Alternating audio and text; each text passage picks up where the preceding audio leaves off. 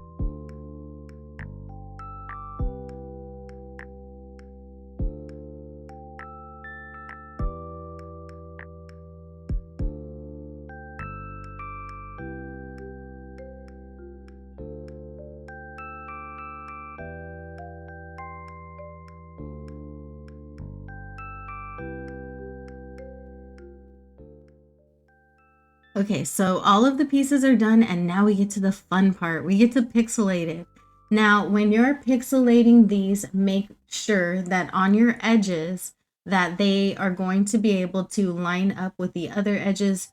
I would say to leave the most dirt around the edges, which I do go back and fix because I did not do that on this side, because the corners of the flat piece in the middle also line up with those, and you don't want it to look too off. So leave the most dirt that you can along the edges, so that if you ever have a point where it runs into the center piece or it runs into another piece, it doesn't look too just disjointed or too off. So I like to intersect it on the edges about once or twice, and then leave it mostly connected on the edges. That is like the biggest problem with these paths, is that you can't make enough pieces really to like make it perfectly aligned and everything. So I noticed for this one, I am connecting it in exactly 2 spaces. I'm leaving a pixel in the edges, and then I'm filling in with dirt, or keeping the dirt on the rest of it. So that's pretty much it. I use the line tool to break this up. I know some people use the regular pencil. I use the line tool because it ends up looking a little bit more natural, because dirt has cracks and creases. And whenever I use the pencil tool, it comes out looking very pixelated, like just way too pixelated. And it's not very realistic looking. So I use the line tool because that helps me. And then as you're seeing the dark edges and the way the texture of the edges go, it does help me when I did that outline, just to make the edges look a little bit more realistic and look a little more life, have a little bit more life. So it's not just like a rounded piece, if you know what I mean. You could do it like with a rounded piece, or like wing it. I just prefer to do it this way because it always looks a little bit nicer, in my opinion. That's just my opinion. You might like it a different way. You could do it like curvy, or you could do however you want, or however feels comfortable to you. So I'm doing a top piece, like an end cap kind of piece right here, where I just took one of the diagonal pieces, or one of the corner edges, and then I turned it into a piece for the top of a single space tile. And now we're just gonna do this other edge tile as well. So what I do is I just take one side of it, and then I take the pattern from the right hand side, and I place it on there, and kind of just work it the way I do the edges.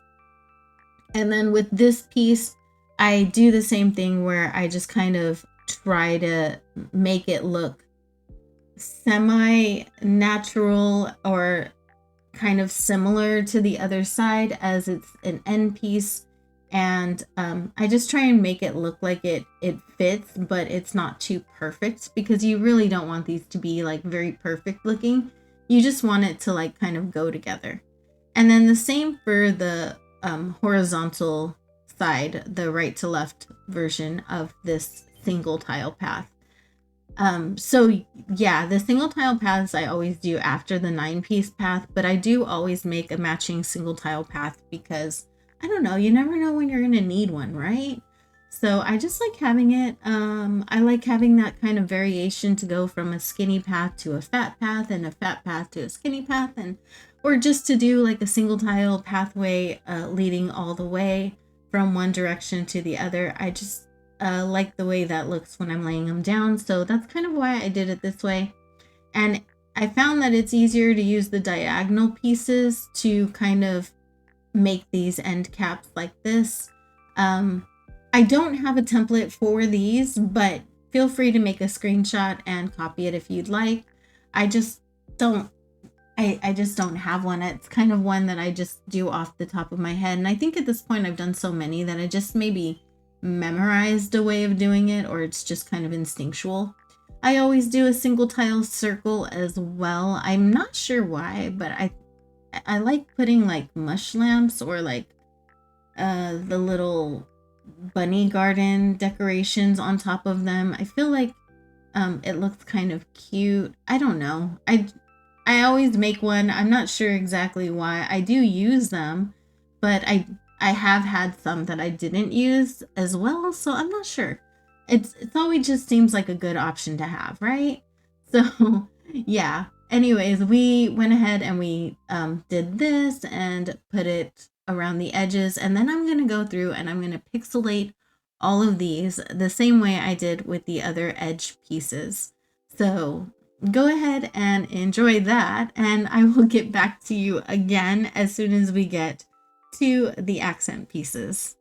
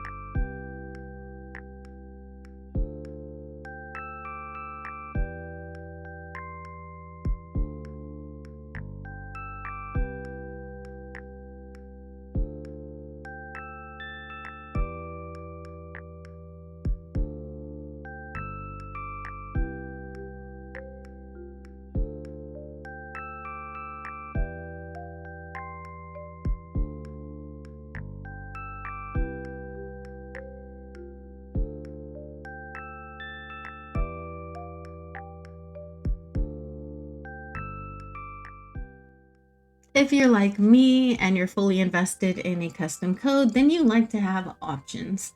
So I like to have two pieces in the center where I have like different pixelation options, just so that my path doesn't look like very much the same everywhere. You know what I mean? Like I just like to have a couple of pieces that look a little bit different for the center piece so that I can interchange them out as I'm going along.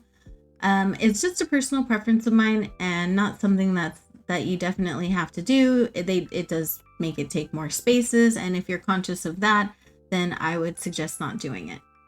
For this path, I'm making this for my good friend Marquand Crossing, and he wanted a frosted leaves code with winter leaves on it, but that still kind of stand out and are a little bit dark. So I went ahead and I made this code for him, and I think I'm going to make a spring leaves version of it for my own island because I actually like how this one came out.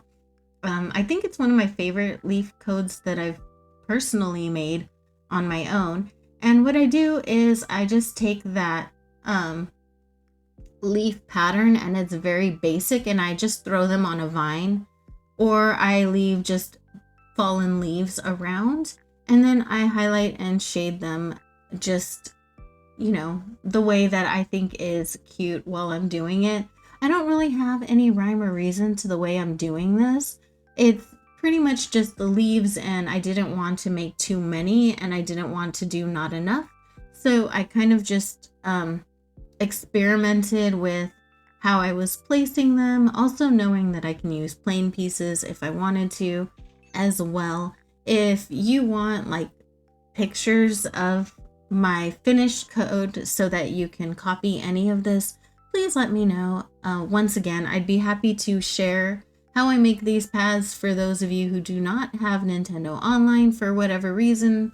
And I would be happy to share how that works for me in Google or something like that. But here you go. These are just accent pieces that I'm placing around. I like leaf patterns. I really like the way these little tiny leaves look. I did try it with the bigger maple leaf looking leaves and it just didn't have the same effect for me. So I thought the vines with these little leaves was a little bit prettier for this particular code. But I have seen it done. I've seen people do it with the big maple leaf looking leaves and it looks great when they do it. I couldn't make it look as great.